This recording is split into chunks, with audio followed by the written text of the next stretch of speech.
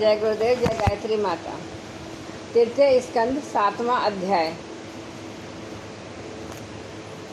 श्री सुखदेव जी कहते हैं, मैत्रेय जी का यह भाषण सुनकर बुद्धिमान व्यास नंदन विदुर जी ने उन्हें अपनी वाणी से प्रश्न करते हुए कहा। विदुर जी ने पूछा, ब्रह्मन, भगवान तो शुद्ध बोध स्वरूप निर्विकार और निर्गुण हैं। उनके साथ लीला से भी गुण और क्रिया का संबंध कैसे हो सकता है? बालक में तो कामना और दूसरों के साथ खेलने की इच्छा रहती है, इसी से वह खेलने के लिए प्रयत्न करता है।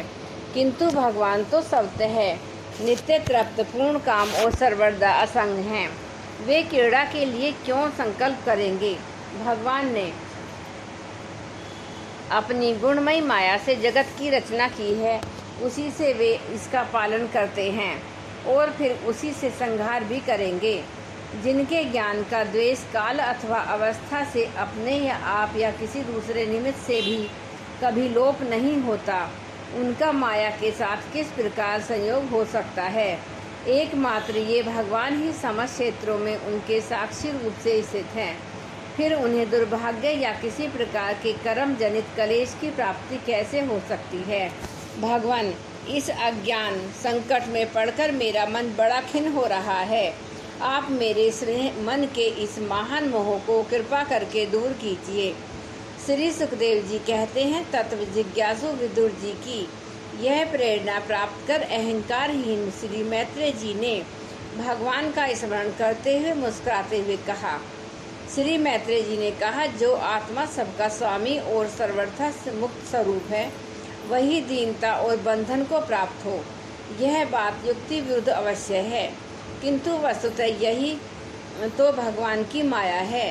जिस प्रकार स्वप्न देखने वाले पुरुष को अपना सिर कटना आदि व्यापार न होने पर भी जीवन को बंधन आदि न होते हुए भी अज्ञानवश भास रहे हैं, यदि वह कहा जाए कि फिर ईश्वर में इनकी प्रतीति क्यों नहीं होती, तो इसका उत्तर यह है कि जिस प्रकार जल में होने वाली कंप आदि क्रिया जल में दिखने वाले चंद्रमा के प्रतिबिंब न होने पर भी भासती है, आकाश अस्त चंद्रमा में नहीं, उसी प्रकार देह अभिमानी जीव में ही देह के मिथ्या धर्मों की प्रतीति होती है, परमात्मा में नहीं।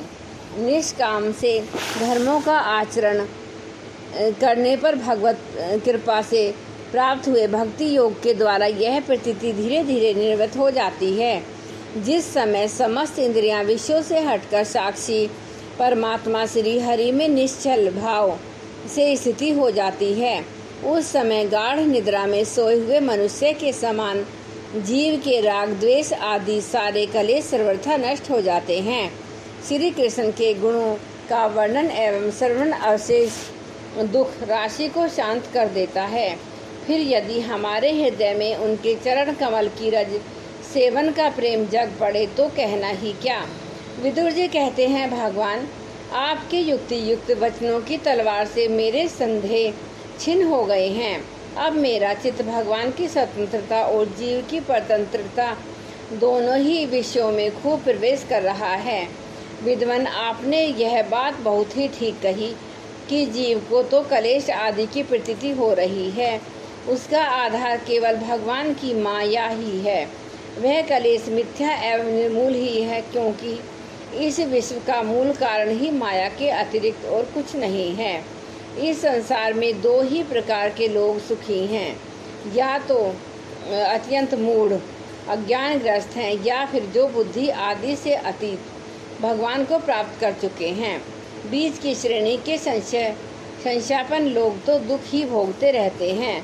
भगवान, आपकी कृपा से मुझे यह निश्चय हो गया है कि ये अनात्म पदार्थ वस्तुतः हैं नहीं, केवल प्रतीत होते ही हैं। अब मैं आपके चरणों की सेवा के प्रभाव से उस प्रतीति को भी हटा दूंगा।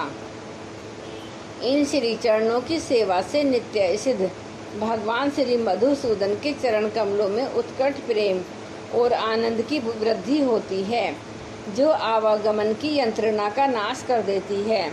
महात्मा लोग भगवत प्राप्ति के साक्षात मार्ग ही होते हैं। उनके यहाँ सर्वदा देव श्री हरि के गुणों का गान ही होता है। अल्प पुण्य पुरुष को उनकी सेवा का अवसर मिलना अत्यंत कठिन है। भगवान, आपने कहा कि सृष्टि के प्रारंभ में ही प्राणियों के वेद, धर्म, भ्रम रूप अंधकार का नाश करते रहते हैं तथा ज्ञान के अधिष्ठान साक्षात परम पुरुष हैं। मैं आपको नमस्कार करता हूँ। संसार की उत्पत्ति, स्थिति और संहार के निमित्त जो माया की लीला होती है वह आपका ही खेल है। अतः आप परमेश्वर को मैं बार बार नमस्कार करता हूँ। जो लोग प्राण त्याग करते समय आपके अवतार गुण और कर्मों को सूचित करने वाले देवकी नंदन, जनार्दन, कंस, निकंदन आदि नामों को विवश होकर ही भी उच्चारण करते हैं, वे अनेकों जन्मों के पापों से तत्काल छूटकर माया आदि आवरणों से रहित ब्रह्म पद प्राप्त करते हैं। आप नित्य अजन्मा हैं, मैं आपकी शरण लेता हूँ। भगवान, इस विषय वृक्ष के रूप में आप ही विराजमान हैं। आप ही अपनी मूल प्रकृति को स्वीकार करके जगत की उत्पत्ति, स्थिति और प्रलय के लिए मेरे अपने और महादेव जी के रूप में 3 प्रधान शाखाओं में विभक्त हुए हैं और फिर प्रजापति एवं मनु आदि प्रशाखाओं के रूप में फैलकर बहुत विस्तृत हो गए हैं। मैं आपको नमस्कार करता हूँ। भगवान, आपने अपनी आराधना को ही लोगों के लिए कल्याणकारी स्वधर्म बताया है, किंतु वे इस ओर से उदासीन रहकर सर्वदा विपरीत कर्मों में लगे रहते हैं। ऐसी प्रमाद की अवस्था में पड़े हुए इन जीवों की जीवन आशा को जो सदा सावधान रहकर बड़ी शीघ्रता से काटता रहता है, वह बलवान काल भी आपका ही रूप है। मैं उसे नमस्कार करता हूँ। यद्यपि मैं सत्यलोक का अधिष्ठाता हूँ, जो 2 पर्यंत रहने वाला और समस्त लोकों का वंदनीय है, तो भी आपके उस काल रूप से डरता रहता हूँ। उससे बचने और आपको प्राप्त करने के लिए ही मैंने बहुत समय तक तपस्या की है। आप ही अधियज्ञ रूप से मेरी इस तपस्या के साक्षी हैं। मैं आपको नमस्कार करता हूँ।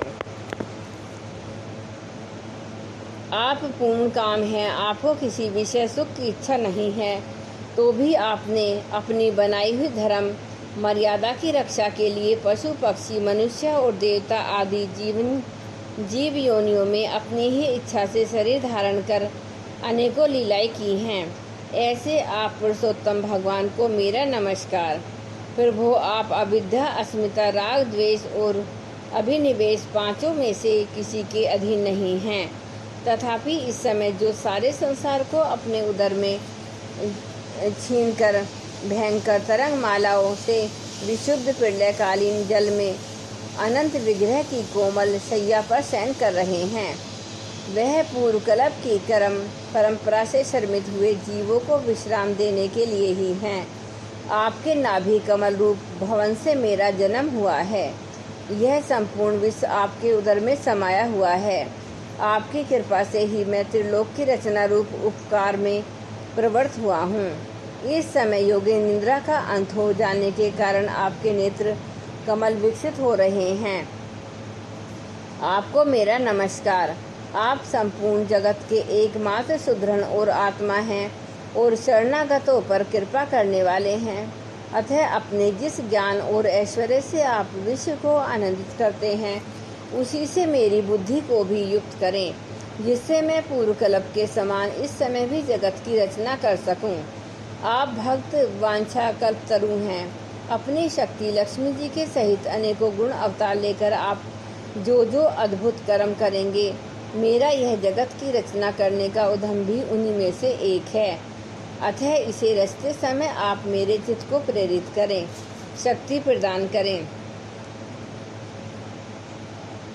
जिसमें मैं सृष्टि रचना विषयक अभिमान रूप मल से दूर रह सकूं। प्रभु, इस प्रलयकालीन जल में शयन करते हुए आप अनंत शक्ति परम पुरुष के नाभि कमल से मेरा प्रादुर्भाव हुआ है और मैं ही हूँ। आपकी विज्ञान शक्ति अतः इस जगत के विचित्र रूप का विस्तार करते समय आपकी कृपा से मेरी वेद रूप वाणी का उच्चारण लुप्त न हो। अपार करुणामय पुराण पुरुष हैं। आप परम प्रेममयी मुस्कान के सहित अपने नेत्र कमल खोलिए और शेष शैया से उठकर विश्व के उद्योग के लिए अपने सुमधुर वाणी से मेरा विषाद दूर कीजिए। श्री मैत्रेय जी कहते हैं कि विदुर जी इस प्रकार तप विद्या और समाधि के द्वारा अपने उत्पत्ति स्थान श्री भगवान को देखकर तथा अपने मन और वाणी की शक्ति के अनुसार उनकी स्तुति कर ब्रह्मा जी थके से होकर मौन हो गए। श्री मधुसूदन भगवान ने देखा कि ब्रह्मा जी इस प्रलय जल राशि से बहुत घबराए हुए हैं तथा लोक रचना के विषय में कोई निश्चित विचार न होने के कारण उनका चित्त बहुत खिन्न है। तब उनके अभिप्राय को जानकर वे अपनी गंभीर वाणी से उनका खेद शांत करते हुए कहने लगे।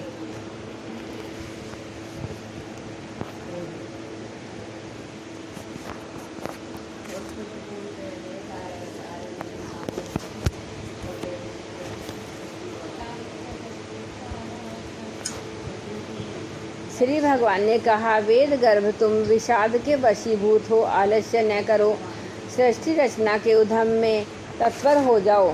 तुम मुझसे जो कुछ चाहते हो उसे तो मैं पहले ही कर चुका हूँ। तुम एक बार फिर तप करो और भगवान ज्ञान का अनुष्ठान करो। उनके द्वारा तुम सब लोगों को स्पष्टता अंतःकरण में देखोगे। भक्ति युक्त और समाहित होकर तुम संपूर्ण लोक और अपनों में मुझको व्याप्त देखोगे।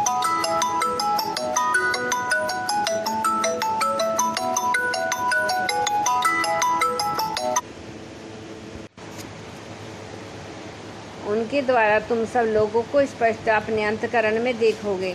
फिर भक्ति युक्त और समाहित होकर तुम संपूर्ण लोक और अपने में मुझको व्याप्त देखोगे तथा मुझ में संपूर्ण लोक और अपने आप को देखोगे। जिस समय जीव काष्ठ में व्याप्त अग्नि के समान समस्त भूतों में मुझे ही इसे देखता है, उसी समय वह अपने अज्ञान रूप मल से मुक्त हो जाता है। जब वह अपने को भूत, इंद्रिय, गुण और अंतःकरण से रहित सब रूपतः मुझसे अभिन्न देखता है, तब मोक्ष प्राप्त कर लेता है। ब्रह्मा जी नाना प्रकार के कर्म संस्कारों के अनुसार अनेक प्रकार की जीव सृष्टि को रचने की इच्छा होने पर भी तुम्हारा चित्त मोहित नहीं होता। यह मेरी अतिशय कृपा का फल है। तुम सबसे पहले मंत्र दृष्टा हो। प्रजा उत्पन्न करते समय भी तुम्हारा मन मुझ में ही लगा रहता है। इसी से पाप में रजोगुण तुमको बांध नहीं पाता। तुम मुझे भूत, इंद्रिय, गुण और अंतःकरण से रहित समझते हो। इससे जान पड़ता है कि यद्यपि देहधारी जीवों को मेरा ज्ञान होना बहुत कठिन है, तथापि तुमने मुझे जान लिया है। मेरा आश्रय कोई है या नहीं, इस संदेह से तुम कमल नाग द्वारा जल में उसका मूल खोज रहे थे। सो मैंने तुम्हें अपना यह स्वरूप अंतःकरण में ही दिखलाया। प्यारे ब्रह्मा जी, तुमने जो मेरी कथाओं के वैभव से युक्त मेरी स्तुति की है और तपस्या में जो तुम्हारी निष्ठा है, वह भी मेरी ही कृपा का फल है। लोक रचना की इच्छा से तुमने सगुण प्रतीत होने पर भी जो निर्गुण से मेरा वर्णन करते हुए स्तुति की है, उससे मैं बहुत प्रसन्न हूँ। तुम्हारा कल्याण हो।